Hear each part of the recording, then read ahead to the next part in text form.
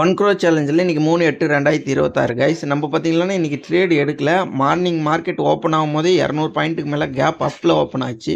அப்போயே தெரிஞ்சிச்சு மார்க்கெட் இதுக்கு மேலே ஃபர்தராக போகாது, 24,600 வரைக்கும் தான் போகும், அதுக்கு மேலே போகாது, அந்த இடத்துலேருந்து சைட்வேஸ் வந்துடுன்றது நம்மளுக்கு தெரிஞ்சிச்சு. அதனால தான் நம்ம ட்ரேடை அவாய்ட் பண்ணிட்டோம். இன்றைக்கி பார்த்தீங்கன்னா ட்ரேடு எடுத்தவங்க ஆப்ஷன் பையருக்கு எல்லாமே லாஸ் ஆகிருக்கும். ஏன்னா டைம் டிகே ஆகிருக்கும்.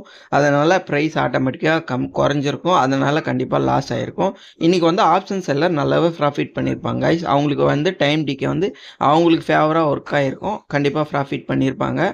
அவ்வளோதான் கைஸ். நாளைக்கு இன்றைக்கி சைட்வேஸ் வந்துச்சுன்னா நாளைக்கு கண்டிப்பாக ட்ரெண்டிங் டேவாக இருக்கிறதுக்கான வாய்ப்பு இருக்குது.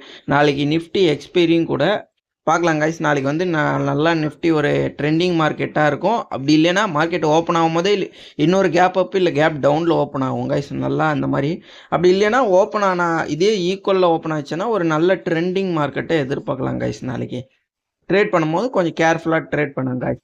Bye guys.